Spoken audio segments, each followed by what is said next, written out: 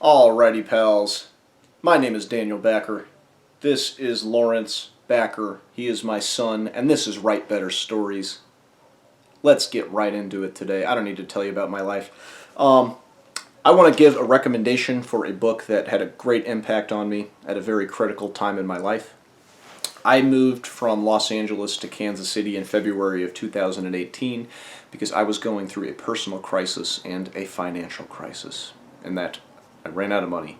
So I ended up moving home, and I didn't really know if I'd be moving back to Los Angeles, and it was a very uncertain time because that had always been my big plan, was to move out to LA and try to do something in the creative world. And then by leaving, it felt like I had just completely abandoned that. So that meant a lot to me for so long. So after I left and wasn't sure if I was ever going to come back, which I did, I'm here right now. Yeah, it was very uncertain, and so I was definitely searching books for answers and looking inside of myself to try to figure out what to do. And this book had a pretty profound impact on me. The Undiscovered Self by Carl Jung. So you've probably heard of him before. He is one of the most famous intellectuals of all time. And although this is not a work of fiction, this can definitely inspire your stories because it is so much about individuals and society and the interplay between them. And there's also this section at the back about the interpretation of dreams, and that part I think you could take or leave, but I'm going to try to draw the comparison between that section and how you can interpret a text, look for something meaningful, and yeah, we'll get into that in a second. But for the most part, it seems to be mostly addressed to people that are learning to be psychologists and how they can develop a set of best practices for interpreting a dream. So if you're into that, maybe you should read it. But if not, The Undiscovered Self, I think, is really the meat of this book. That's why it is the title of the book as well. But let's get into it. For how slim that it is, the Undiscovered Self section is only 63 pages in this book. He talks about a whole lot of stuff. It's amazing how much he can pack in there. And even though it's so profound, this is a book that when I was reading it, I got mad because it felt like somebody already figured everything out. So I really had no reason to ever write anything because somebody already wrote it all down. And he was writing specifically about the time period in the 1950s, about the great political divisions that were taking place during that time and different cultural crises for the society and for individuals. But I think it's almost directly accurate to today as well. So take that as you will. But one of the biggest things that is so powerful about The Undiscovered Self is him talking about scientific rationalism. He makes an excellent case for not why scientific rationalism or science in general is incorrect, but how it's only a small slice of the pie of the individual's experience. That specifically when a society takes scientific rationalism as its dominant mode of determining the truth, individuals can be marginalized in that circumstance. So that's definitely something that I think a lot of us can feel if you only look to the exterior dimensions of yourself or the statistics about yourself. It'd be pretty hard to ignore those things. They do sort of insist upon themselves being materially present all of the time, and so if you don't have an interior sense of spirituality, which is what he argues for, then that can basically make you feel like that's all that you are, is those scientific measurements and those dimensions.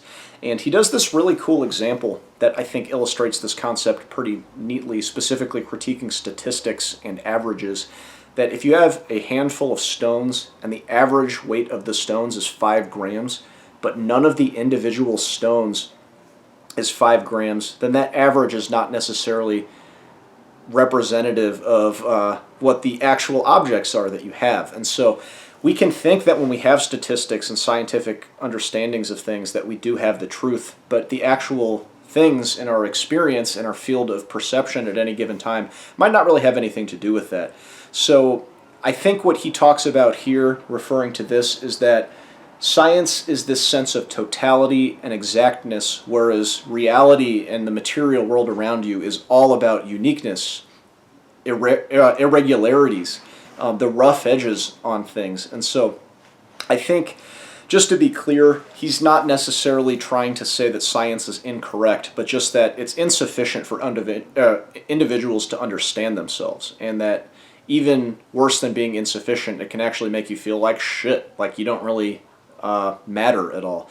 And he says that this is exacerbated by the problem that there are just so many people out there. There are masses and masses of people, and this was before the internet, but now that we have the internet, I think that you get an even greater sense of just how many people there are out there. That specifically, if you're ever trying to pursue anything, whether it's a creative pursuit or a non-creative pursuit, any kind of pursuit, all of the other people that are your competition are just staring in your face. It seems to be pretty insurmountable at times. And so this is another thing that he says just makes individuals feel inferior, makes them feel worthless, that they don't have anything that they can individually offer to society. And that if you don't really have any sense of spirituality within yourself, that you're never going to really get over that. So that's obviously his solution to this problem. And another thing that he talks about is how religion in general is something that seems to offer that spirituality, but since it's been turned into a human institution, it sort of has lost that, I think he calls it numinous weight, that sense of the divine, that transcendent aspect. And he goes to great lengths to differentiate between signs and symbols, a sign being something that is arbitrary, like, say, a stop sign. There's nothing inherent about an octagon that means stop, but then something that has a religious significance to it, for example, a dove. He argues that there is an inherent meaning that's conjured within that symbolism there, and that it is the business of religion to come up with signs and symbols that can basically address those spiritual needs, and that since we have these really old religions that have developed through many, many years, they've lost a lot of that weight that they used to carry, and so it's actually a time to look into ourselves and come up with new signs in order to represent some of that weight, and different symbols as well. Actually, I don't know if he is arguing for new symbols or not. If they do have an inherent meaning, as he's talking about, maybe we can't come up with new ones. This a lot has to do with this concept of archetypes as well, that a symbol is something, the reason that it's inherent is that it resonates with us on that archetypal level. And there's a whole lot you can say about archetypes. I'm not going to claim to completely understand them, but one of the main things about archetypes is that it's this complex that's developed in your psyche from your evolutionary past that gives meaning to things, and that's what gives you that symbolic resonance when you see something. That's about as much as I'm going to say about that, because even as I'm trying to think of it, it's just making my head hurt. So that'll be for another video on another day, perhaps for a smarter YouTuber.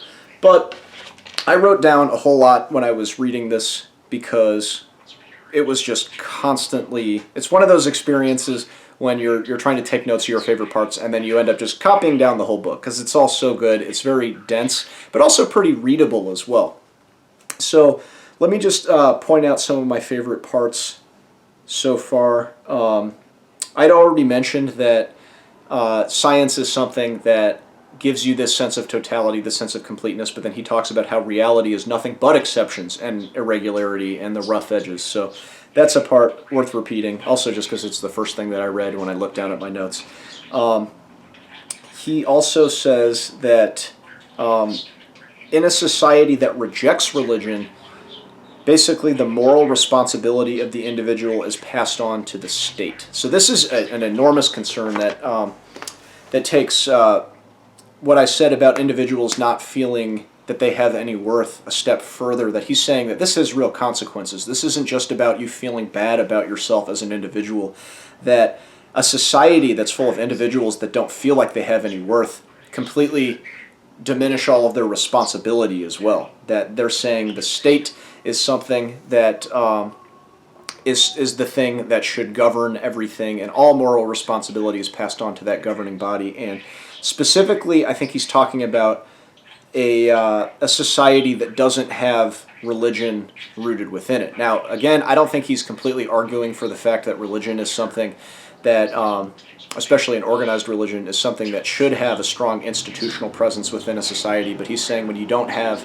anything like that, the religious institution just becomes the government, and that leaves individuals alienated and oppressed in many cases as well. So he also talks about, too, this concept of projection, which I think are most people are pretty familiar with, and I'm pretty sure he's the one who came up with that concept. He might have been inspired by somebody else, but to my understanding, even though it is in the common lexicon nowadays, he's talking about this idea of the shadow self and how we project it onto other people. And this is, I think, something that is constantly troubling if you actually try to integrate the shadow, as his advice, that basically all those things that you hate about other people that you think are different from you is you being unable to face those things in yourself. So again, even if you didn't know that that came from him, I think that's a pretty familiar idea. It does sound a little bit, almost cliche, kind of like a platitude that the only reason you hate it is because you are that on some level. And I think that's probably true. And the more of that I've tried to pay attention to, it is very maddening, because you start to see that it is true, and then you're like, oh, but I hate that guy so much. That means that it's this thing that I hate within me. Like, what does that mean about me? So it's not necessarily fun, but he talks about how a society full of individuals that are projecting their shadow onto other people and unable to accept those darker parts of themselves ends up fragmenting society to the point that we get this enormous division ideologically. And he was also writing, again, at a time that there was a lot of political division, and since we have a lot of that nowadays too, I think that is definitely an applicable thing. And you will hear more reasonable-minded people. I think a lot of people who are middle children may be saying that, the left and the right are just two sides of the same coin. So I don't know if that necessarily solves the split, but I think that is applicable to what he's talking about, is that this ideological thinking is so much a result of people being unable to see the fundamentalism in the people that are so much different from them. But the most interesting part about that is is Carl Jung talking about how the self is a microcosm for society. And so the reason that political division and ideological division happens at all is because individuals are divided within themselves. And that, again, I think, giving it short shrift might sound like a platitude or something sort of obvious, but it almost seems like a pretty, almost like magical thinking, or of him talking about how the self and society are in this interplay that has this, what do they call it when two electrons, like one moves here and then somewhere else in the universe it moves as well. I don't know if that's a fitting comparison or not, but it does seem to see like there's this almost metaphysical interplay between the self and society. Maybe I'm giving a little bit too much weight to that, but that was something that I had read within this book that I'd never really considered before, but it is pretty powerful, even if it is not 100% true or verifiably true. Let me see if I can pull up any more examples that... so I think that this is pretty relevant, specifically referring to Trump, and I don't want to make this a political podcast at all, but a lot of people, even if you love him, think that he's a wild guy. Trump is obviously a wild guy, but I think a lot of people who read don't necessarily like him. So I can imagine that I probably won't ruffle too many feathers with that, but something that he says along with that idea of individuals being a microcosm for society is that the masses will end up producing a leader who is fallible wait, I missed that part. Basically that the leader that the masses elect ends up being a megaphone for the masses. And so it's not necessarily that it's just some individual that has his own agenda. He's basically a demagogue. He's somebody that ends up drumming up this public sentiment, whether it's true or moral or not.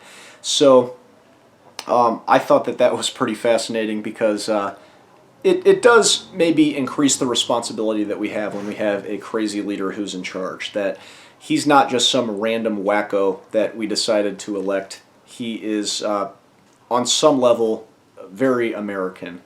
Maybe I'm blurring the example with the rule too much that I'm trying to talk about, so we can move on from that. What are some other cool parts within this? Here, I've bookmarked this next section. He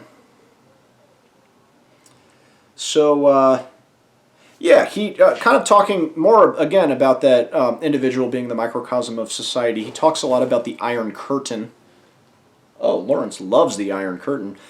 And he compares that societal Iron Curtain to reason, and that reason is this Iron Curtain of the mind. It's that idea of the individual being divided and basically projecting all of those bad things onto your neighbor because you're not able to fully integrate those bad things about yourself. And this is something that I feel like has been coming up a lot in my life in random ways in different videos that I've watched.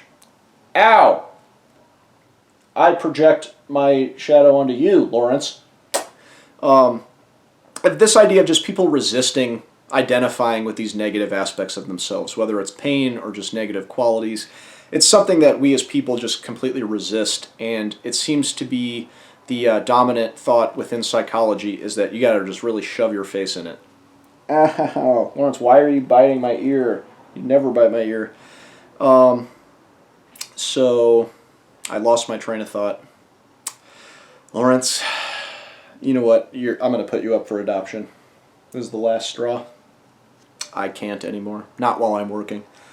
Of course, I would never do that. But, yeah, I would say overall this is definitely a book that will make you look inside of yourself, whether you're religious or not, or spiritual or not, and at least maybe develop a more secular... Okay, off my shoulder.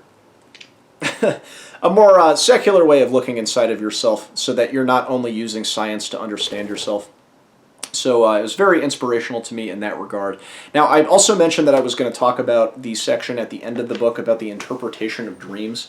And this, I think, is comparative to the way that you can look at a text and either look at the actual content of the text or some interpretation of the text. And this is something that can be relevant when you're getting or giving notes about a story that's in process, about just trying to talk about what a movie or a book means. So maybe it can help you clarify the discussion.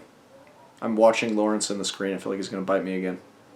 But one of the big things that he talks about in this interpretation of dreams section is that as a psychologist, when you're analyzing somebody's dream, you shouldn't dive too hard into any sort of pre-established framework for the way that you should interpret something. So just because you see something about a snake, maybe that doesn't have anything to do with fear of snakes or fear of getting bitten, which might be your initial thought. You really want to just pay attention to the actual content of the person's dream to see if that has any personal associations to them that might have meaning beyond your pre-established interpretation for that.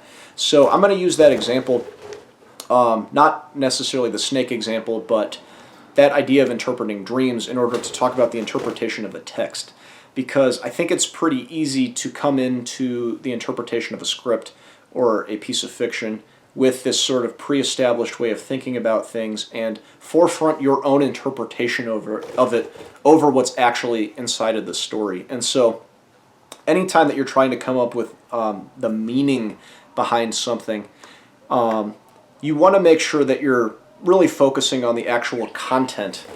I can't believe he's doing this. I guess this is what I asked for by including him in this, right? You're a jerk. I don't know what's the deal, Lawrence. You've been out all day. But yeah, you want to make sure that you actually forefront the actual content in the story in your interpretation rather than talking about what it might mean. And so let me get a little bit more concrete with that. If you watch, say, a movie that a lot of people have seen, like The Big Lebowski, I think it's interesting because the Coen brothers talk about a lot of their movies about how they don't have any meaning and you shouldn't try to interpret it. And I think that's a pretty classic artist's move to not offer an interpretation, because if somebody disagrees with it as one of your audience members, they might say that you're wrong. And specifically, I believe Ray Bradbury had a speech where he was reading from Fahrenheit 451, and he was talking about how it was obviously about how TV is becoming the dominant mode of entertainment and that books are falling by the wayside, and everybody else was like, wait a minute, that's not what Fahrenheit 451 is about. It's about government censorship. So I guess he got all mad and left, or something to that effect. But I think that is the main reason that as an artist or as a writer, you should not offer an interpretation of your work, because people will end up either saying you're wrong about it, or else you look really pretentious by saying nobody understood it. And that is particularly important in the notes phase. If somebody gives you notes on something and they don't get something that you're trying to do with the content. You really just want to focus on the content, or else you do fall into this sort of unproductive conversation about how they didn't understand what you were writing. Now, one exception to that is if you're getting notes from somebody who you have a pretty good conversational rapport with and a lot of mutual understanding, I think that you can come at it in a way where you say, hey, this is what I was going for.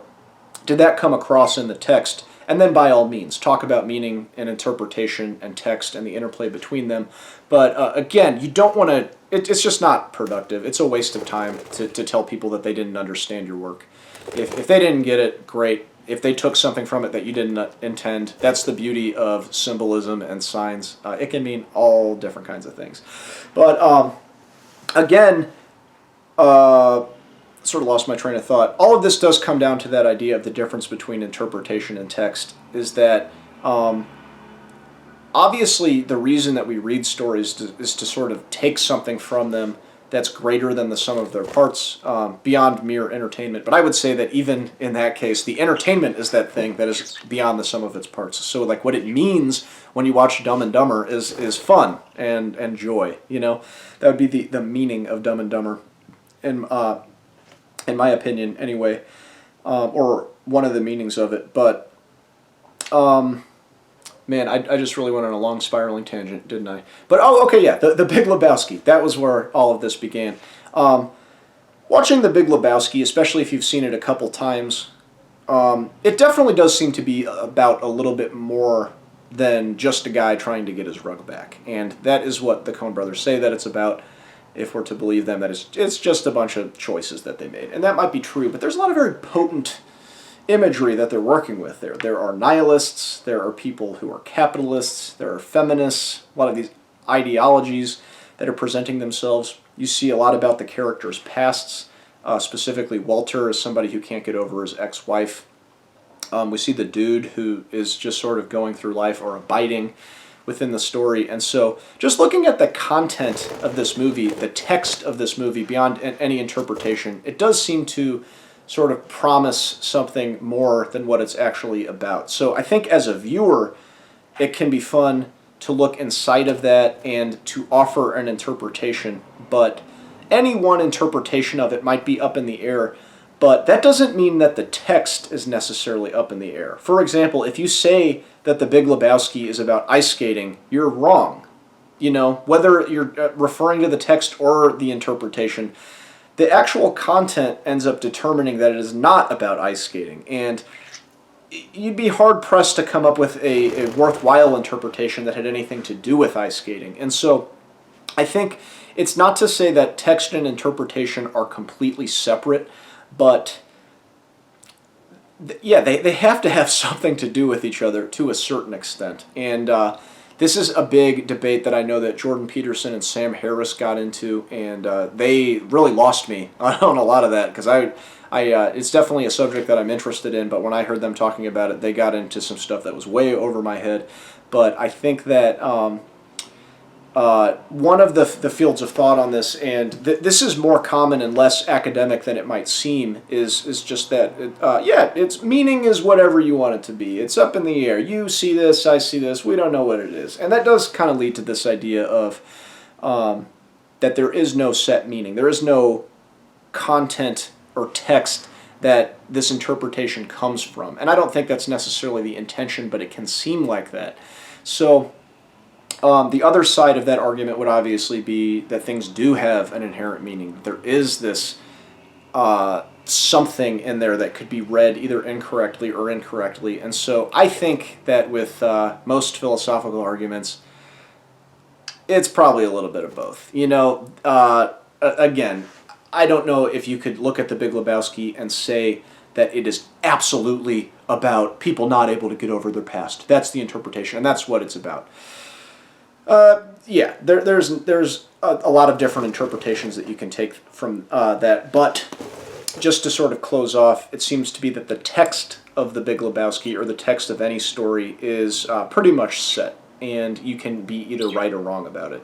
You can look at The Big Lebowski and say it is not about ice skating, it's about bowling and other stuff like that. I hope that was helpful or not. I'm going to have to watch this through to see if any of that even made sense, because I was sort of rambling there toward the end, and it's getting to be a longer video. So Lawrence is obviously ready to move on to something else, and let's just say he's going to be fiercely scolded after this video, and we're going to talk about his presence within the show. So if you don't see him in the next episode, it might be because he's, being punished. Ow! Ow! Okay, bye. Write better stories.